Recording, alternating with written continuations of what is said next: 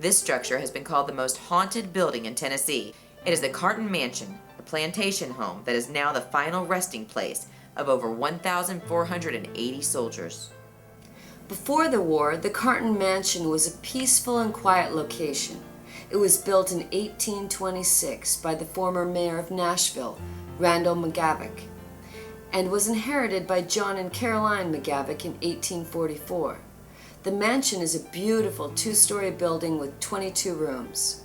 Out front, the home has greeted dignitaries such as Andrew Jackson and Sam Houston, with 7 large white columns and a front porch on both stories. In November of 1864, Carnton's quiet life ended when Carolyn McGavick looked out of the window and noticed that the livestock seemed frightened of something. It was not long before the sounds of frightened animals were replaced by the sounds of gunfire, cannons, and the screams of dying men. Battle erupted around the Carnton Mansion. More than 200 injured soldiers were brought inside where the McGavicks tried to do anything they could to help them. Doctors operated in the parlor, and the dead were taken out back to the porch and stacked until there was room for no more. War survivor Private Sam Watkins said this about the battle. Would to God I could tear the page from these memoirs and from my own memory. It's the blackest page in the history of the War of the Lost Cause. It was the bloodiest battle of modern times in any war.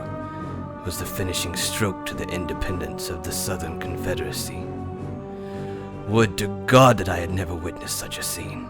2 days later, the Army buried hundreds of dead men just outside the Carter house. But John McGavick was so troubled by the experience that in 1866, he had the hastily buried men moved to a permanent resting ground at the Carnton. Unfortunately, this act did not help the souls rest in peace. Carnton Mansion is loaded with paranormal phenomena. Not all of it is related to wartime events either. For example, the ghost of a young servant girl who roams the halls. The young woman was said to be a well-mannered, fair-skinned beauty. It was no surprise that she had been chosen to be one of the house servants. The young woman became the envy and the desire of many field servants. Unfortunately, the desire of one of the jealous field hands became too strong, and when she rejected his advances as a suitor, he crept into the kitchen and brutally murdered her. If he could not have her, then no one could. Now she is seen in various parts of the house, still carrying out her chores. Another curiosity linked to the kitchen at Carnton was the spirit of a former cook. This entity is often heard bustling around in the kitchen, doing her various duties, going about her business, letting the living know that she is not left. This ghost is usually most active around meal times. The reason that this is a curiosity, though, is because many times you can see only the cook's head floating in the hallway outside the kitchen. It's owned by the Franklin Historical Society that they do not condone having paranormal teams out there at this time, even though they do give ghost tours and whatnot on the property. We are allowed to be in the Confederate Cemetery, which does adjoin the property of the Carnton Plantation, because that is owned by the Sons of the Confederacy, who has given us permission to be out there after dark. The spirit of a soldier seems to have moved into one of the bedrooms. Perhaps he died there, or close by outside, and decided to come into the mansion to stay, not quite ready to leave this world. One oddity attributed to this soldier and his chosen bedroom is an event that involved a painting of the mansion. The piece of art normally hung firmly to the bedroom wall, but somehow came crashing to the floor one night. The really odd thing about it is that the painting was found lying on top of a floor heater, nowhere near the location where the frame would have logically fallen. It was as if the painting had been ripped from the wall and thrown across the room. Maybe it reminded the soldier of the fateful night when he lost his life.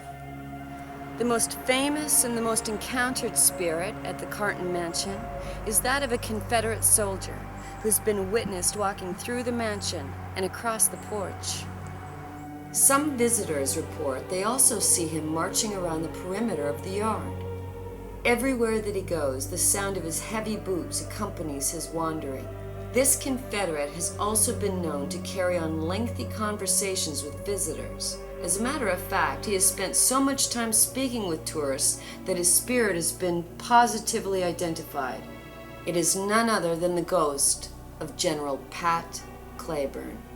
Yeah, we went out there, and as we were out there, a Franklin police officer showed up. And about the time he got out of his vehicle, we could hear faint cannon and gunfire in the distance. And as time progressed, it started getting closer and closer to the point where we could actually hear horses running by, hear soldiers yelling. I mean, we were in the midst of the Battle of Franklin for roughly 20 minutes. And as that started to die down, the Franklin police officer walked around the back of the plantation, and we heard him talking, so we went back there and we saw the holy grail of paranormal. There was a full-bodied apparition of General Patrick Claiborne on the balcony having a conversation with this Franklin police officer. He looked like you do to me right now, talking to you. I mean, just as clear as day. The conversation never meant the way it should have. You know, it wasn't like the gentleman was answering questions by the police officer or vice versa. It was obvious that General Patrick Claiborne was aware of us. I mean, he was solely looking at the three of us when we were there. But I think he still thinks he's in his time period, you know, and is unaware of our time frame. The spirits of the departed definitely still linger at the Carnton Mansion. The sounds of mysterious voices, footsteps, drums beating, screaming men, and the cacophony of war hang in the air daily. Apparitions abound, and objects often move of their own free will. Carnton is packed with paranormal activity day and night for those brave enough to hang around. And it's the only place that I'm aware of where you can actually speak to a celebrated Civil War general.